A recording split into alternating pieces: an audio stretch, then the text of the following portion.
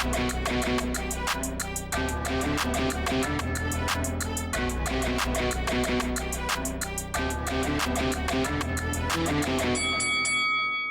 guys, welcome to Boxing Squared for boxing news and views from around the internet. With Tyson Fury having signalled that he's moved on from the trilogy with Deontay Wilder, intending to fight on December the 5th in the UK, the question turns to, well, who is going to be the opponent? And for me, there looks to be two standout candidates at the moment that are both ranked, but also inside the top-ranked stable.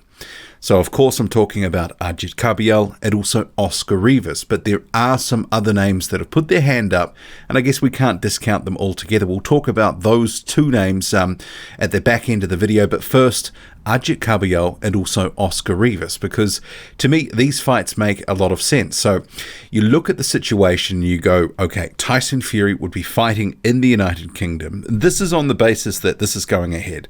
So if there is legal action from Shelley Finkel, the Wilder camp, or things change, I mean, obviously the story will just go that way. But on the basis of what he said, and if it goes ahead, we're looking at a fight and opponent. And given it would be on pay-per-view, you can only have the fight at a certain level. There's no getting away with having a Tom Schwartz type of opponent on pay-per-view, that sort of thing. So I think we just have to keep the expectations at a certain level, because it is now a defense of the WBC title, and you have to face someone in the top 15. And as we know, some people can get parachuted into rankings, all that sort of stuff at the last moment, and all of a sudden they're fighting for a title. But let's hope that we don't see some subpar opposition, because he is defending the title. You'd hope that there is a certain level that is stuck to. And a guy that sort of fits the bill in terms of being a good fighter, undefeated, he is co-promoted by Top Rank in the WBC top 15 is Agit Kabayel. So he is currently ranked number 15. And just, I would note now, just to dispel some of the myth and rumor that's going around, he hasn't just been parachuted into the top 15 to suit the purposes for Tyson Fury. Here is the rankings from January 2020. As you can see, Tyson Fury still the number one challenger. Agit Kabayel, look, number 15, and he has been number 15 all year long. So just wanted to clear that up straight away. It's not a case of his name's now come into the mix, that he's been parachuted in. He has been there, and this is one of the reasons he's an option. He's already ranked, but also he's inside the tent at Top Rank. He signed a co-promotional deal with them in August 2019. See here on screen, this is the press release. So he was meant to fight in the United States at the start of this year, face Victor Bisbal, but he had some visa issues. Then the pandemic, that sort of took over. That put paid to a fight he was meant to have in Germany while he was waiting for visa issues to be cleared up so he could go to the States. That fight in Germany against Marius Vuk was cancelled. So then you have him fighting later in the year, a tune-up of sorts, you know, just getting past a bit of ring rust post-pandemic. We're seeing a lot of these fights. He fought the Greek Evgenius Lazaridis. It was a good performance. He won that one. And then obviously we're starting to think, well, what's the next fight? I don't think many people would have thought that potentially it could be Tyson Fury. But obviously with Fury, if he is going to be fighting December 5th, he needs an opponent. And what better way to sell the first defense of your title against an undefeated guy who you can also market as having beat Derek Chisora. Agit Kabayel beat Derek Chisora back in 2017. That is his career highlight, the biggest name on his record. And the second biggest win of his career came about a year or so ago. He fought Andrei Rudenko, and he looked pretty good in that fight, dropped Rudenko and outclassed him throughout. But there has been a few things that have been disappointing with Kabayel's career, especially in recent years, the inactivity. His existing promoters, which was SES in Germany, they've just struggled to get him the right fights, the right sort of caliber, and it's led to basically stretches of inactivity. One fight a year basically since 2017. So if he fights Tyson Fury, this is obviously a big step up in class from the likes of Derek Chisora and Andrei Rudenko. So you can sell the unbeaten record, the fact that he's been a European champion, and that he's beaten a guy that is known to the UK public in Derek Chisora. And actually, if you saw that fight, I thought it was a really good boxing display by Agit Kabayel. So I think there is some spokes there that lead itself to a Kabayel fight being a potential one for Tyson Fury in the United Kingdom.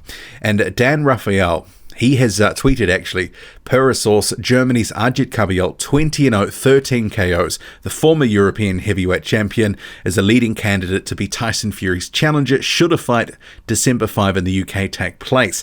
Kabayel is co-promoted by Top Rank, as is Fury, and is ranked in the WBC's top 15. So, I mean, it's not a shock that that would come out and he would be a name that's in the mix, because you look at the top 15, and of the names that are there, it is one of the ones you kind of think, well, apart from, half a dozen guys who are already tied up in fights, other fights don't make so much sense. So if he's not fighting Wilder, see here on screen, the top 15, Alexander Usyk has a fight at the end of October, Luis Ortiz has a fight in November, Andy Ruiz Jr. apparently fighting in January or February, Dillian Whyte facing Alexander Povetkin, Joseph Parker is fighting Junior Fa, Daniel Dubois fighting Joe Joyce, Oscar Rivas. Now, this is another name we'll come to in a moment.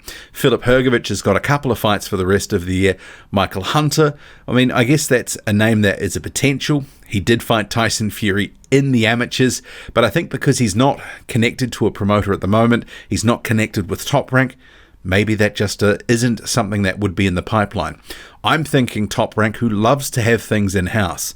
Should this go ahead, if they're going to have anyone fight Tyson Fury, better to be one of their guys so they can clip the ticket twice.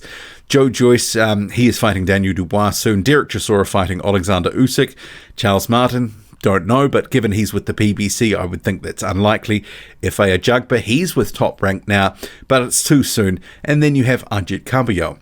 So really you only have about 3 or 4 names that could be realistic possibilities, because a lot of other guys are either taken up with other fights or promotional considerations would sort of render it unlikely. So the next guy, Oscar Rivas, who is ranked at number 8. He's known to the UK audience. He fought Dillian Whyte on pay-per-view. He put up a decent effort. He even dropped Dillian Whyte in that 9th round of that fight, but ultimately Dillian Whyte went on to win that fight. There were some people who thought the fight was maybe a little bit closer than the scorecards suggested, but he was outboxed by Dillian Whyte. And what Whyte could do, I think Tyson Fury would be able to do even better. It's one of these things, his extra height, his extra movement, he's a more skilled boxer than Dillian Whyte. I think he would run rings around Oscar Rivas, who is a powerful heavyweight, but he is a shorter stature heavyweight at about 6 foot.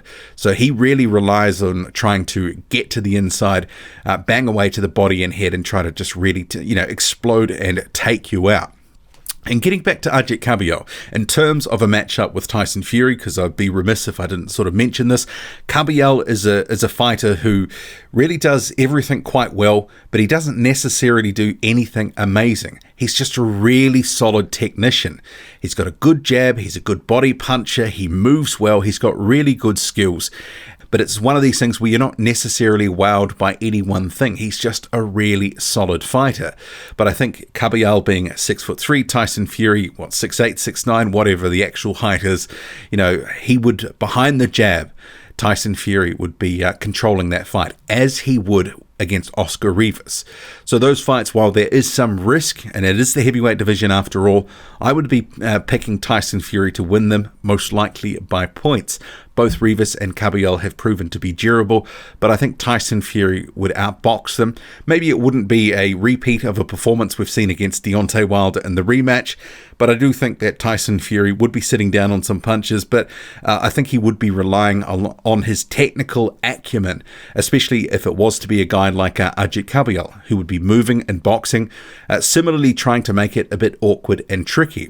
And some people who haven't seen Agit Kabayel fight before, they might be asking, who is this guy? How good is he? And if you followed this channel for any length of time, you know that I do rate Agit Kabayel quite highly. In terms of having a top 15, Agit Kabayel is there or thereabouts at number 15 and has been on my list for some considerable time. So I do rate him. And when there was talk about a year and a half ago of Kabayel facing Otto Wallin, I was picking, if they did fight, that Kabayel would beat Otto Wallin. And as we know, Otto Wallin ended up giving Tyson Fury a more competitive fight than many people expected. I do think he is more skilled than Otto Wallin, and I would pick him to beat Wallin. So I think Agit Kabayel, for me at least, is a very solid opponent for Tyson Fury. And I think some people may criticize the matchup simply because they actually don't know this guy. They haven't seen him fight. They don't know the pedigree, the class that he does have. And I think some people would naturally just go, I've never heard of him or I haven't seen him fight, so that means all of a sudden he's no good. But that's not the case. The heavyweight division is more than just, 3 or 4, 5 guys. Agit Kabayel is a guy who has been slowly over time climbing up the ranks, but obviously inactivity has hampered his career. There has been optimism that since he joined on with Top Rank, and obviously the pandemic sort of put a little bit of a spoke in that, but that he would sort of kick on and have some better matchups. And Oscar Rivas too, he's not a bad opponent as well. He has been cited in the UK, that Dillian Whyte pay-per-view event, so there is some name recognition. Maybe not the biggest sort of profile in heavyweight in the division, but he is ranked highly at number 8. There is something to be said, a guy at number 8 versus the champion, that doesn't, on paper at least, look like a terrible matchup. Maybe it's a harder sell for Kabayel at number 15, but he is actually a good fighter. I'd pick Kabayel to beat Oscar Rivas. I don't know how others feel about that, but that would be a competitive fight. And I guess for those who've been following their careers, their movements, with both of them coming to Top Rank, for example, we have been talking about, well, who's going to be fighting against who, because Top Rank loves an in-house matchup. You've had the likes of, Jarrell Miller, he did join, Carlos Takam, Agit Kabayel, Oscar Rivas. There's been a lot of names, Tony Yoka coming in. There's some good matchups to be had, but it seemed to be any of those types of matchups with Tyson Fury would be maybe a bit distant because Fury was off doing his own thing. But now it comes into view that potentially one of them could get a shot. So I think Rivas and Kabayel, they are the two leading options out of the Top Rank stable. If they want to have it in-house, they're ranked, and they're both good options. But maybe Kabayel has the edge. He's unbeaten. Yeah, we'll see. But there's a couple of other guys that have stuck their hand up. Robert Helenius, for example, see here on screen, saying if Tyson truly is fighting in December, I would be happy to relieve him of all the headaches of being champion. And he added Tyson Fury and Frank Warren. So this is a situation where you don't have Robert Helenius in the WBC top 15, but he can't be because he is listed as a champion by the WBA. So this could be an option that maybe is sort of seen as potentially viable because he is the WBA gold champion. But it would be a little bit of a stretch to sell it as a unification because that's the, sort of the fourth of 4 heavyweight champions that the WBA does have. The gold champion not necessarily really recognized that highly, but you can't rule it out. But there was talk PBC had an option on Helenius's next fight, so I don't know if there's any sort of obstacles there. Maybe there isn't. But Robert Helenius versus Tyson Fury, not a terrible fight by any stretch. Robert Helenius, as we've seen, if he hits you with that right hand, like against Adam Kovnatsky, you can stay hit. So there is risk with that. Out of the fighters named, I think Helenius, with the height, 6'7", maybe has the best chance of landing some clean right hands on a guy like Tyson Fury. Agit Kabayel doesn't necessarily have great pop. Oscar Rivas, he does, especially early in the fight, but he's much shorter. He's going to have to work a lot harder to get some of the clean shots in on a much taller Tyson Fury. Another guy who has stuck his hand up, and he seems to, it's a bit of a campaign in the last day or so. He talked about it, and then the media sort of reported his name, and then he sort of said, I woke up to people talking about me facing Tyson Fury potentially. But that's Lucas Browne. So I'll just get to a quick clip and then a couple of thoughts. Wake up this morning to the awesome news that Tyson Fury is possibly looking at myself as the number 1 candidate for a fight in December. The Fury and Wilder fight is no longer happening, so he wants to have some sort of warm-up fight before the Joshua fight. Now, if that is me, I'd be more than willing to jump in. It'd be an absolute honour to jump in the ring with the Gypsy King, who I believe is one of the best heavyweights on the planet at the moment. In saying that, wouldn't it be awesome for me to knock him out and have all his fans hate me at the same time? So yeah, that's something that I would absolutely love to happen. As I said, it would be an absolute honour for me to share the ring with him. I will be going in there to knock him out. That would be the plan. So Lucas Browne, he wants the fight, says he'd come to knock Tyson Fury out. Honestly, though, That's not something that we need to see. And based off recent activity and the way that he's looked in certain fights, remembering he was starched by Dave Allen last year, Dillian White the year before, he's looked pretty dreadful in all his recent fights. I wouldn't pay to see that. I would have zero interest in seeing Lucas Browne versus Tyson Fury. And I hope that sort of option doesn't gain any traction or legs. I'd much rather see fresh opponents for a title. Agit Kabayel Oscar Rivas, I don't mind those fights. I know some people who potentially don't follow the division as closely may not have such a view on those guys and know about their talent level, but they're not bad fights.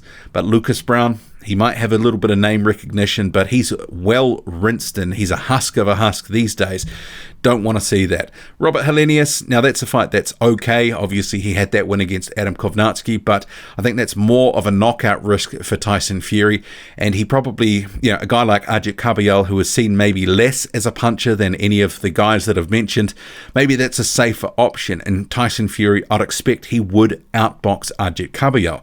Might be a bit awkward, but I think he would win the rounds, and maybe it would be an 8-4 type of fight. What do you make of it all? Drop a comment, loud and often. Hit like, hit subscribe. Follow me on Twitter, boxing_squared. I'm out.